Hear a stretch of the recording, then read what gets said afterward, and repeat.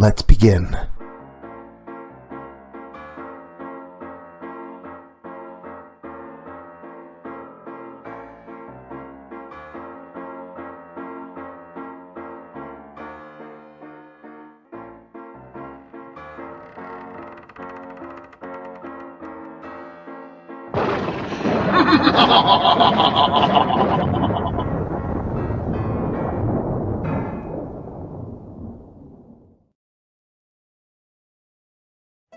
Hey there, scary story fanatics! Welcome back to Cleaving Thought from Bone with your host, Sociopathic. There's nothing more perilous than heading into the woods, so it may be good to be in positive medical health. Of course, there's other reasons to keep those doctors away, such as prolonging life expectancies. Gather in by your monitor screens and get ready for the physician that makes cabin calls you don't want to attend. Locust Lake. An apple a day.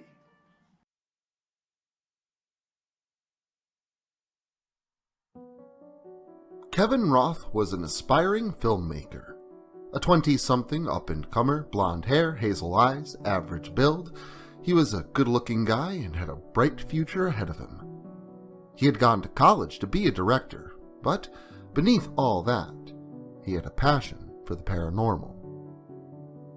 He had grown up watching television shows about ghost hunting, hearing stories from everyone, from serious skeptics to people claiming to be spiritual mediums and everyone in between. He once even heard a story of a woman that believed her metal lawn jockey was possessed by Satan. To say the least, he was exposed to a wide array of beliefs from across a full spectrum of people all throughout his childhood. But it wasn't until his time in college that he found his passion. He wanted to find the first real proof of the paranormal and film it in such a way that no one could deny its authenticity. In college, he met his best friend and fellow ghost enthusiast, Mirriam Lindell. This guy was a gentle giant. Standing about 6'7", he towered over most other people. He was also built like a brick shithouse, big and bulky. His size made him appear quite intimidating, but he was just a big softy. He too had grown up with a deep interest in the paranormal, but instead of being sparked by TV shows, Jeremy's interest started with his grandmother Mirriam, whom had always claimed to be able to speak to dead people, even though she was never able to prove it, and most things she said were either completely vague, obvious guesses, or outright false. Jeremy quickly discovered that his grandma, though a great person, was a bit off her rocker. College had also brought love to Kevin when he met his longtime girlfriend, Beth Hilkert. She was a bit of a tomboy with dirty, blonde hair and pale blue eyes. She didn't really believe in any of the paranormal stuff, but she was interested in the technical aspect of everything and was a bit of an audiophile. Having studied music and audio mastering in college, she was perfect for handling the sound department, and she was also perfect for Kevin. It was Beth who had brought Erin on board. Erin Kent was what most people would call a nerd. She wore glasses and usually had her red hair tied back in a librarian bun.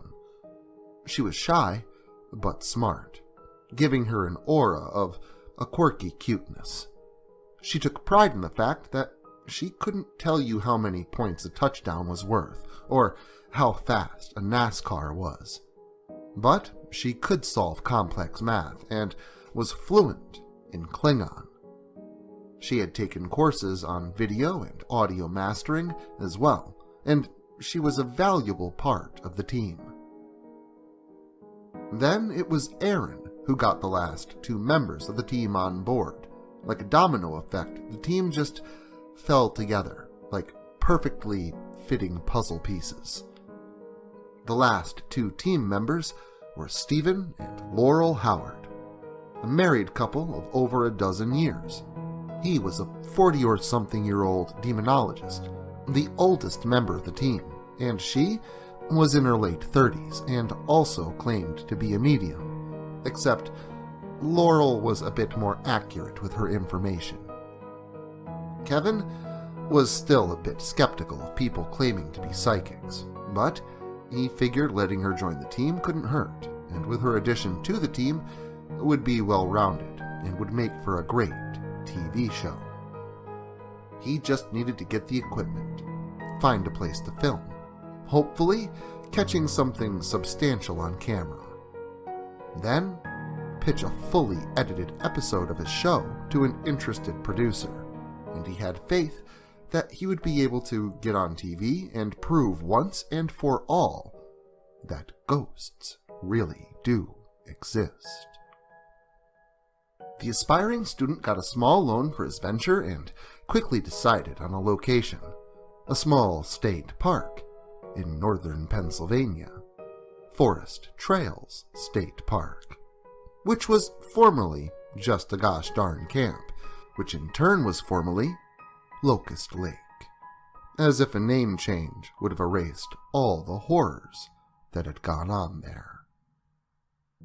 A Native American curse that dated back centuries, probably over 100 murders, disappearances, or just all-around unexplained deaths in and around the area of Locust Lake. Unexplained sounds emanating from the forest, a shadow figure of a girl seen in the lake itself. Reports of large men that seemed to materialize out of nowhere, two beastly figures that many claim to be Castor Stoical, an orphan cursed by the cruel side of the religious, and Jacob Treagle, a boy that tragically disappeared sometime in the 80s.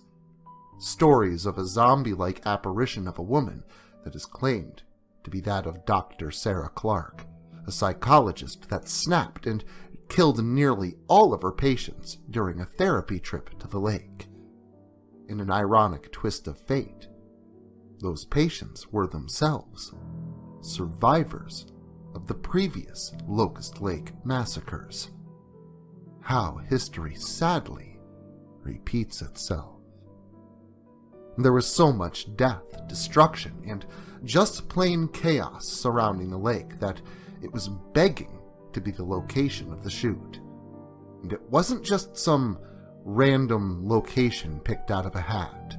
It happened to be Jeremy's hometown, and it was he that told Kevin of all the legends. He even had links to old newspaper articles online to back up his tales. A lot of the things he said really did happen. It wasn't just some crapshoot of a location.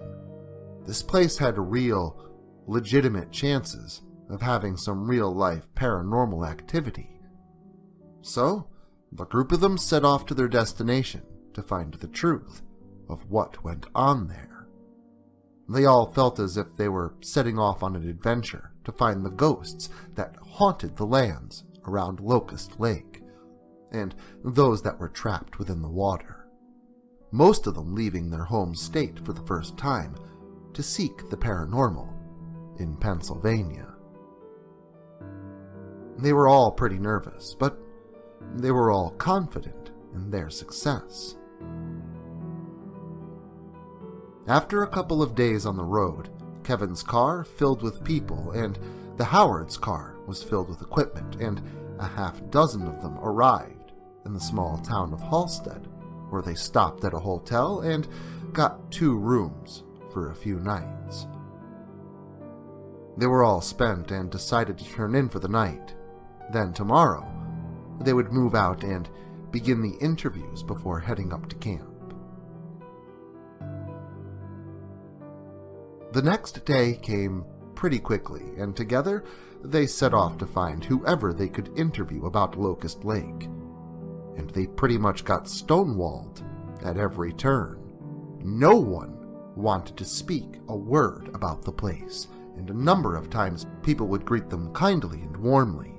But as soon as they heard what the subject of the interview was about, their demeanor would change, and their face would be hit with a look of what was kind of a mixture of disgust and fear. These people genuinely didn't want to talk about this place.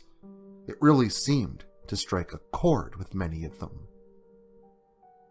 It took them a long time, but they were able to finally snag an interview with a one Mirriam Lindell, Jeremy's grandmother.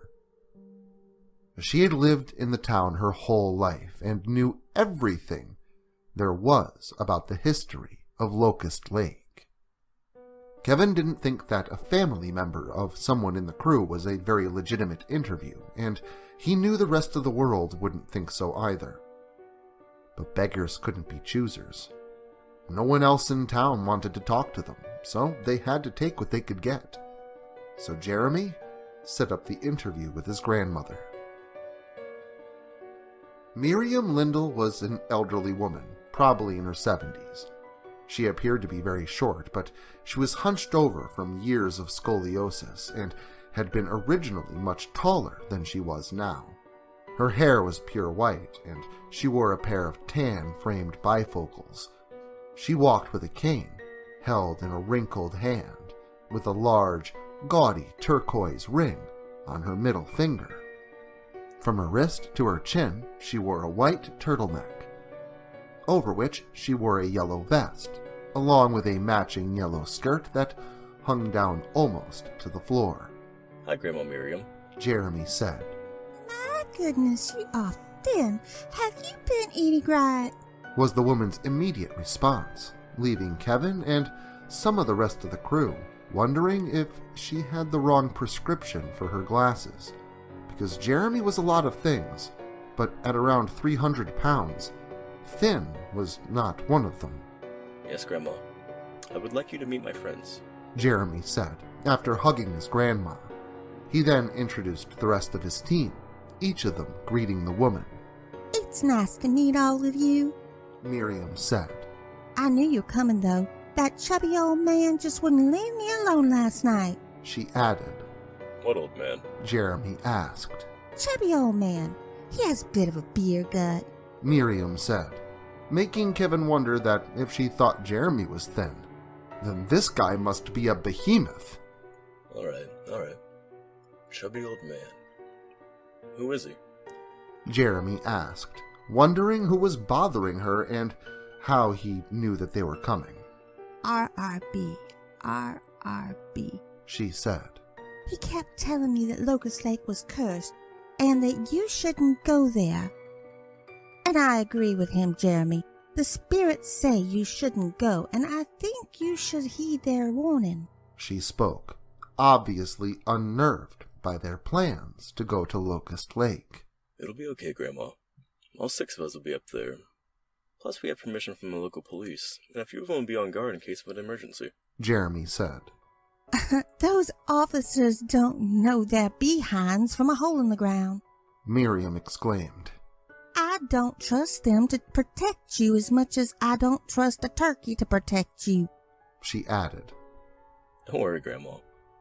We won't ever be alone there, and at the first sign of real danger, we'll hit the road as fast as possible. Okay?" Jeremy reassured her.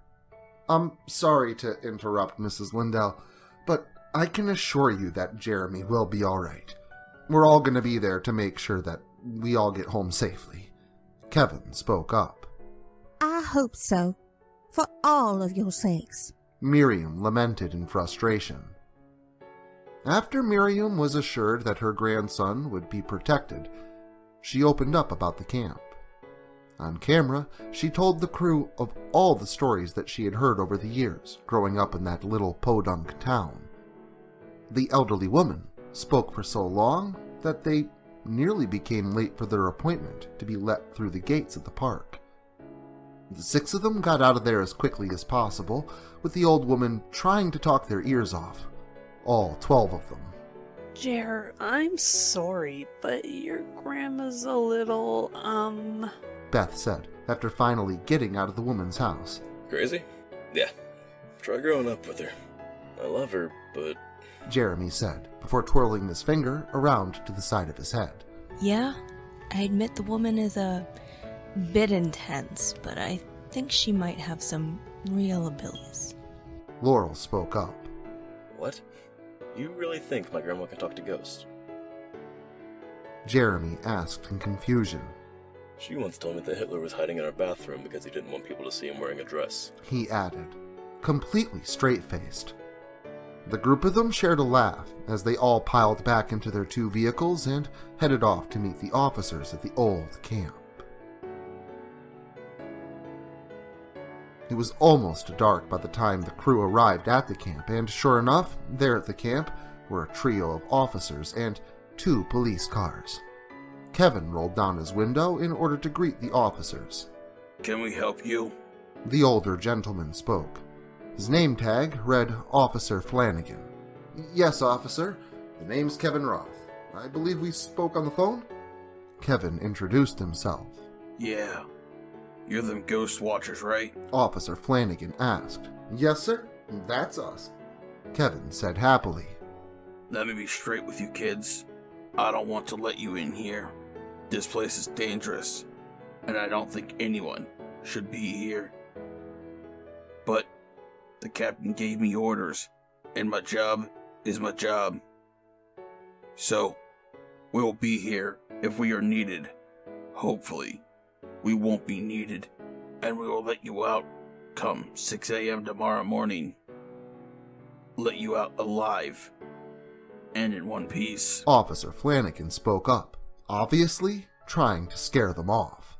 Don't worry, officer. We'll be all right, and I have faith in your expertise, Kevin said, cracking a smile.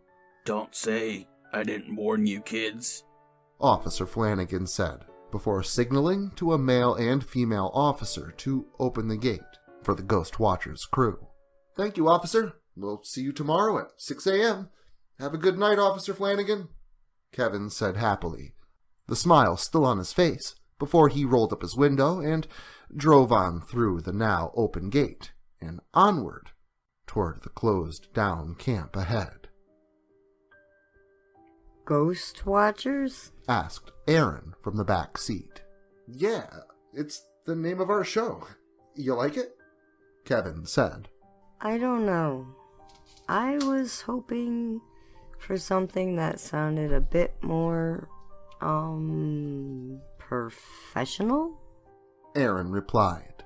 Oh, how about American Research Society with Spirit Energies? Jeremy interjected. Arse? You really want our acronym to spell out ARSE? Kevin added. I like Ghost Watchers. I think we should stick with that. Beth interjected, agreeing with Kevin as the group of them pulled up to the actual park entrance. The camp was surprisingly well kept for having been closed down for a few years, due to, in part, of the cops keeping people out of the area and there also being local workers who would perform the upkeep on the area. It was still an operating state park, and the state did intend to one day reopen the park to the public, but they had to show that it was safe first, which is probably one of the reasons a paranormal research crew was allowed in, to be the canaries in the coal mine. They passed a large sign that read, "Welcome to Forest Trails State Park," in yellow lettering over a background of a familiar Pennsylvania keystone shape with a lake, forest, and a sun painted within it. The 2 vehicles pulled up in front of one of the cabins nearest to the entrance, and all of them piled out to stretch their limbs before unloading the equipment to carry it into the nearby building. They intended to use the cabin off to the right of the entrance as a base of operations for the night, their HQ cabin, because this building happened to have its own circuit breaker, and it didn't have to run on the same line as the camp's lights. This would be where all of their equipment would be set up for Erin to monitor on all the live feeds for the cameras. The group had 8 cameras to set up, which would send a live feed to 2 laptops back in this cabin. While Beth and Erin set up, the rest of the team set off to put up the cameras around the camp before it got too dark for them to see. Kevin and Jeremy took 4 of the cameras, while Laurel and Steve took the other 4. The 2 teams began setting up the cameras in all of the locations where they believed would be best to find evidence of the paranormal. One was set up on the dock that wrapped around a cabin at the edge of the lake, pointing out onto the lake. Another sat outside the HQ cabin, pointing down the road along the edge of the lake, trying to get as much of the camp in the shot as possible. 2 were put into the building that housed the diner and store, 1 camera in each section to cover as much of the building as possible. A 5th was placed near the farthest cabin from the HQ, overlooking a nearby field. The next was placed down closer to the road near an old house and shed that sat abandoned. This left 2 cameras, one to be put by an old collapsed cabin in the woods nearby, and the other was going to be up at the top of the quarry, looking down at the quarry and the mountain below. Kevin and Jeremy were going to head up to the quarry and place the camera, and they figured while they were up there, they would investigate the bear camp at the top of the mountain before heading back down to HQ. Before their trek up the mountain, Kevin and Jeremy made a stop in the apple orchard. Why are we stopping here? Asked Jeremy, prompting Kevin to reach up and grab an apple from one of the trees before taking a healthy bite. Sorry, had to grab a snack. You know what they say, an apple a day keeps the doctor away, he said, before biting into the juicy apple once more, before both he and Jeremy made their way up the mountain. This left Laurel and Steve to deliver the final camera to be placed in the collapsed cabin in the woods. Come on, I think it's just up here, Laurel said, pushing her way through some overgrown brush deep in the forest. Ha! I knew it. I could feel that it was here, Laurel said with a smile. I see how it is, Steve said, stumbling out of the forest behind her with a camera, tripod, and a bag held in his arms with a backpack on his back, all filled with important equipment. You find the cabin and leave me to carry everything. Okay, I see, he grumbled. Come on, honey. Where do you think we should set up the camera? Laurel asked. Here looks good, Steve said, planting the tripod down near a small wall of rocks, overlooking the ruins of the cabin and some forest behind it. Looks good to me, Laurel said, before the 2 of them began their trek back toward headquarters. They didn't make it 10 steps before they heard a loud crack from behind them. Both of them shot around to see their worst fears realized. The very expensive camera that they had just placed was now laying near to the wall, broken into several pieces. God damn it, Steve said before storming back over to pick up the pieces. After assessing the damage, Steve began to return to his wife's side with the broken camera, but when he turned around, he dropped the camera once again, smashing it further. There, before his eyes, was the figure of a thin woman. Her skin was pale, and she was covered in cuts and bruises, cuts of varying depths with dirt and bits of stone and twigs sticking out of them. Her head tilted awkwardly to the side, and her jaw hung from her head in an unnatural manner. Her eyes were a sickly yellow, and she had a very sinister aura about her, which was further made evident when Steve saw what the woman was doing. She held a knife in one hand and a string of innards in the other, which trailed down into the cleanly dissected stomach of Steve's wife, Laurel. She laid there, motionless, with a look of shock upon her face, and Steve almost instantly screamed at the sight before him. Begone, demon! He yelled, casting the sign of the cross at her. The power of Christ compels you to leave this place. He shouted. It was then that the bloodied woman charged at him, knife in hand. She drove the blade into his face, stabbing through the tear duct of his eye and into his brain, causing him to drop to the ground before she disappeared into the darkness. Down at HQ, the broken camera didn't go unnoticed. Erin began. One of the cameras went dark. She finished. Shit. It probably fell over and broke. Beth said with a sigh. That camera was expensive. Kevin isn't going to be too happy about that. She added. It was then that the two of them were startled by a loud banging on the cabin door, and before either of them could answer the door, it flung open, slamming against the wall, and in clambered an angry old woman. It was Jeremy's grandmother, Mirriam, and she was none too happy that the group hadn't heeded her warning and was now investigating the very dangerous area. Why didn't you listen to me? This place is dangerous. You all have to leave. She commanded them. Calm down, Mrs. Lindell. Everything is okay. Beth attempted to reassure her. It's not okay. Where's Jeremy? She asked in fright. He and Kevin went to set up the cameras around the park. They should be back any minute now if you want to sit and wait for them. Erin added. No, I don't want to be in this place, and neither should you. She grumbled. Wait, how did you get past the cops? Asked. Oh, they know my gift. They could see that I would obviously be a great addition to your team, being a local spirit medium and all. So I just asked, and they let me ride on in. Mirriam said smugly. Right. Beth said. You don't believe me, do you? Well, the chubby old man brought me here. He told me you were all in danger, and that I had to make you all leave. Beth sighed because instead of the police doing their job and keeping out the crazies, now she had to deal with this. It's all right, Mirriam.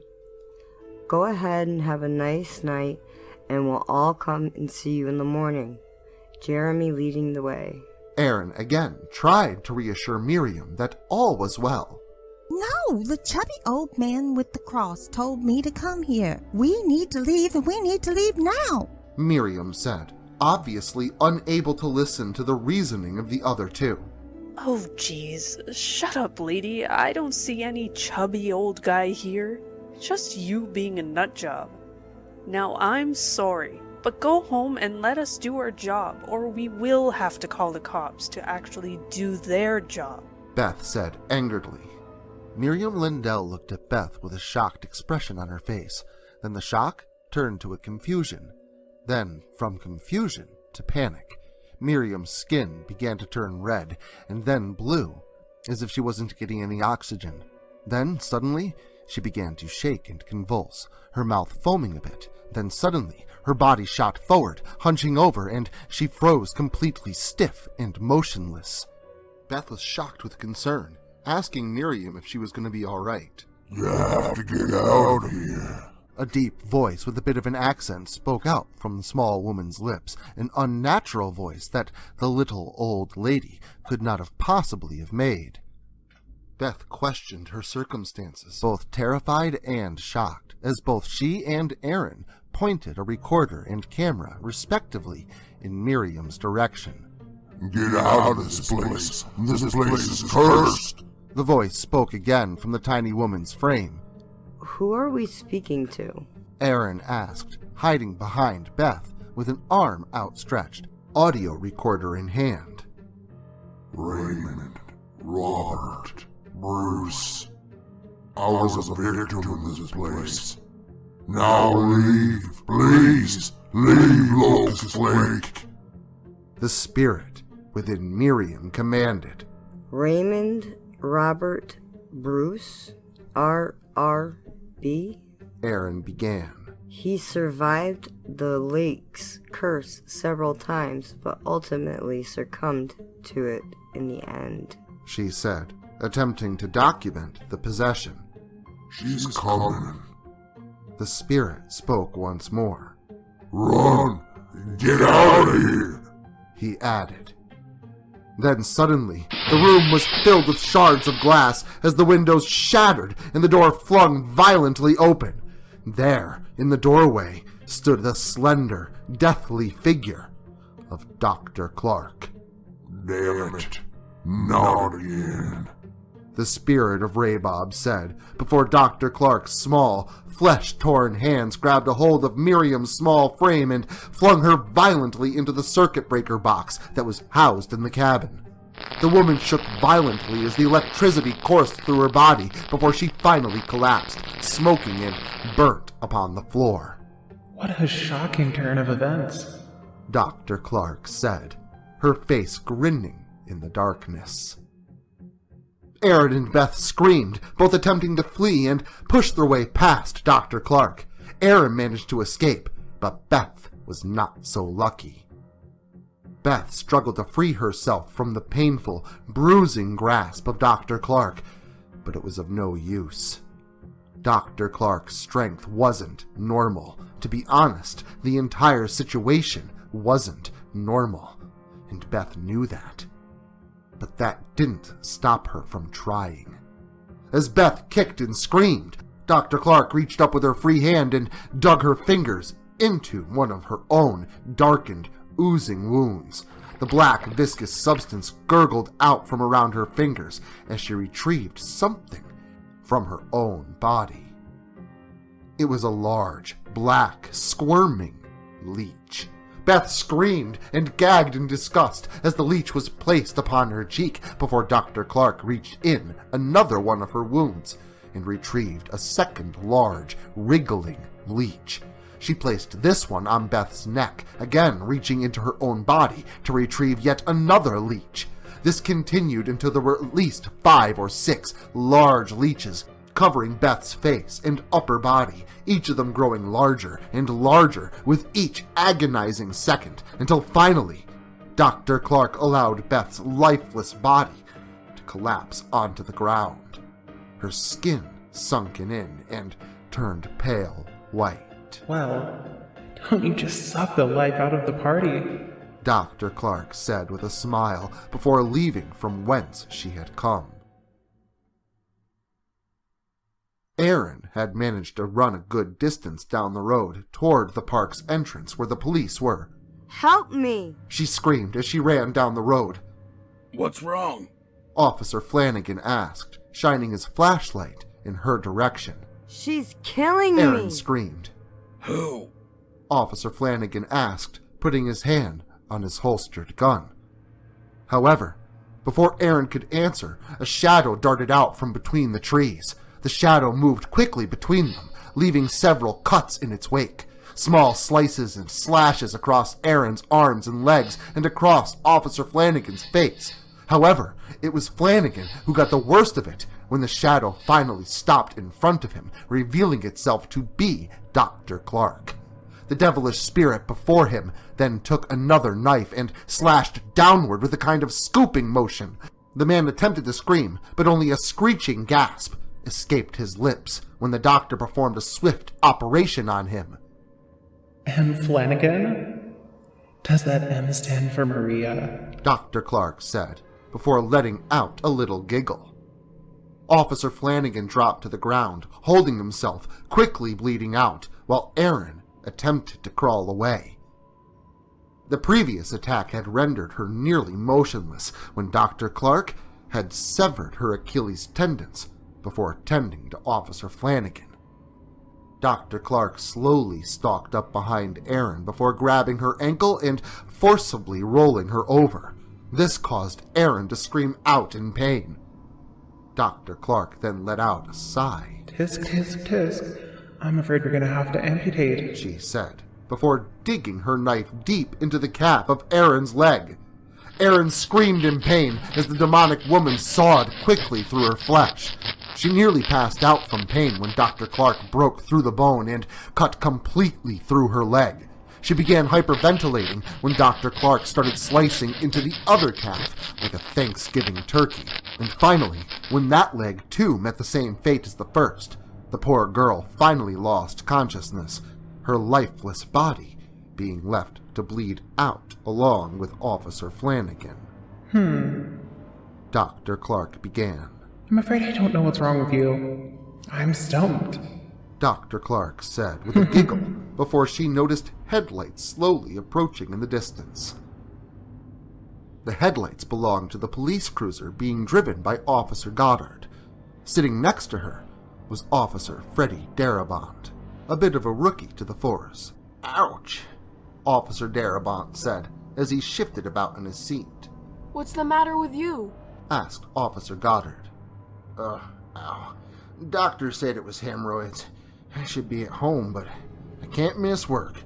The captain would kill me," he said, still shifting about. "Hey," Officer Goddard said. "What is that?" she asked, pointing to a shadowy figure on the road ahead. Then, suddenly, the shadow was upon them. Dr. Clark smashed through the windshield of the car like a flailing rag doll, her limbs bending and folding unnaturally. The car swerved about before finally crashing full on to a nearby tree. Officer Darabont was thrown from the vehicle while Officer Goddard was left inside with the monstrous woman. Dr. Clark lay in a folded-up pile across the seat, her body broken and nearly dismembered, but her body began to fold and snap back into its original state, or rather, unnatural state. Officer Goddard was then pinned between her seat and the dash, her head split wide open. "Let's see what's on your mind," Dr. Clark said as she reached over to the woman and dug her fingers into the wound of her skull before she ripped it violently sideways, breaking off a large piece of bone from Officer Goddard's skull and revealing a portion of her brain. A portion of the brain that Dr. Clark then scooped out with the palm of her dirty hand. The demonic woman then exited the car and turned her attention toward Officer Darabont, whom was attempting to crawl away. Dr. Clark reached beneath the wreckage of the car and pulled a large piece of metal from the undercarriage of the car. It was a piece of the car's exhaust pipe. The burning piece of metal singed the skin of Dr. Clark's hands as she tore it free and approached Officer Darabont. "I have a cure for what ails you," Dr. Clark spoke before stabbing the hot tailpipe of the car forward like a spear, pushing the steaming metal pipe into the man's behind, impaling him upon it until the cooled metal pushed out of his mouth. Dr. Clark let out a tired sigh. "Man, this is exhausting," she said as she walked away, leaving the kebabbed Officer Darabont lying in the dirt by the side of the road behind her. Meanwhile, back at camp, Kevin and Jeremy had finally made it down the mountain after having found nothing of any note up at the quarry. "Hey, why are all the lights off at HQ?" Kevin asked, pointing toward the cabin ahead. "Oh, damn. You think we overloaded the circuit?" Jeremy asked. "I don't know. Let's go see what's up," Kevin answered, the two of them heading toward the cabin. The duo were met with a grisly discovery inside, with the bodies of both Mirriam and Beth lying lifeless upon the floor.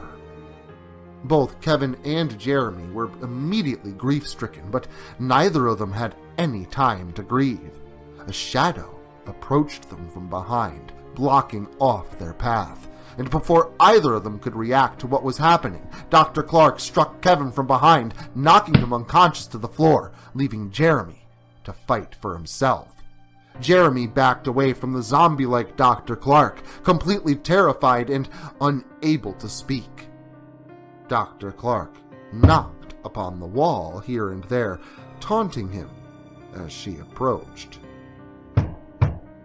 She stepped closer toward him. Her eyes flickered with small bits of light, still sparking from the broken circuit box. Her pace toward him quickened.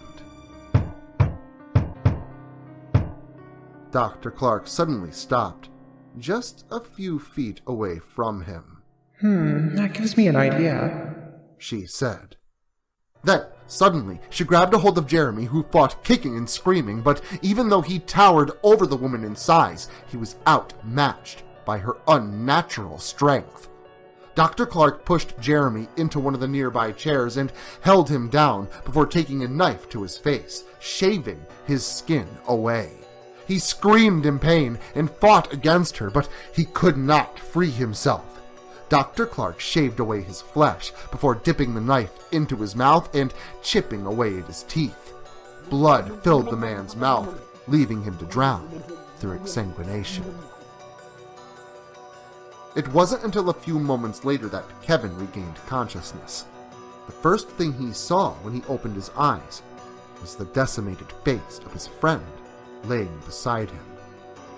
He was weak and he could barely stand up. He could barely even speak, aside from a few whimpers of both physical and emotional pain. His arms hurt and were covered in deep, bleeding gashes, some of which had long rubber tubes sticking out of them. Slowly, he removed the tubes from his skin and sat up. He had no idea how long he had been out, and everything had grown very cold to him, completely due to his loss of blood. Vivisection, Dr. Clark said quietly from the shadows. What? Kevin said, stumbling backwards a bit. Vivisection, bloodletting. Doctors used to use those to cure all sorts of things. Dr. Clark began, speaking from the shadows. You could say I'm a sucker for medical history, she said, with a sly giggle, dropping the other end of one of the blood-filled rubber tubes to her side. Who are you? Why are you doing this? Kevin yelled, with what little energy he could muster. Don't worry. I'm here to help you, Dr. Clark said quietly. Help me? Kevin asked. Don't worry. The doctor's in, she said again, leaning forward into the light of the moon shining in from outside. Kevin reeled back in horror at the sight of the zombified, ghostly woman. He had studied the paranormal for years, but nothing could have prepared him for the fear and terror of that moment. As quickly as he could, Kevin ran out of the door. It wasn't much of a run, however, more of a half-stumbling, half-brisk walk due to his loss of blood. You can run, you can hide, but it will be in vain, or out, she laughed, as Kevin exited the building and made his way toward the vehicles. However, his keys were not in his pocket, and his keys for the van were nowhere to be found. His only option was to try and escape on foot. Kevin hobbled down the road as quickly as possible, leaving a trail of blood behind him as he stumbled back and forth across the road, stabilizing himself on trees along the road as he went. He went past the sign to the park, past the corpses of Erin and Officer Flanagan. Then, down the road further, he found the crashed police cruiser along with the other two deceased officers. He was near death, but he was determined to reach safety. He could feel the dark presence of Dr. Clark breathing down behind him. Then, suddenly, he spotted headlights coming along the road ahead. He'd made it. He was hit with a feeling of peace and relief. He was going to be okay. He was going to live. Kevin stumbled quickly out onto the road, waving for the car to stop and help him. Then, suddenly, there was a thud and a smash as Kevin was knocked off of his feet and flew into the windshield of the car before flying over the roof and rolling onto the pavement behind the vehicle. The car screeched to a halt and the young couple got out to help the man that they had just hit. But it was too late for him. There was nothing that they could do. Dr. Clark watched from the shadows as the couple quickly got back into their car and took off as fast as they possibly could before she approached Kevin's body, the life slipping out of him. Well then, looks like they just saved a ton of money on their car insurance by switching into gear and leaving the scene. Dr. Clark giggled again. Hate to say I told you so. Dr. Clark began. But I told you so, she said smugly. Oh, I almost forgot. What was that you said before? Oh yeah, an apple a day. Dr. Clark said calmly, a smile crossing her face as she placed a rotting green apple into Kevin's slowly heaving chest before she walked away back into the darkness, leaving Kevin to draw his final breath. Well, move over, Kevorkian. There's a new Dr. Death in town. But if you want to get back into the pages of terror, take a week and call upon me next weekend for more of that gore galore. And until then, make sure to like, share, subscribe, and turn on notifications so I can catch you all again next Saturday.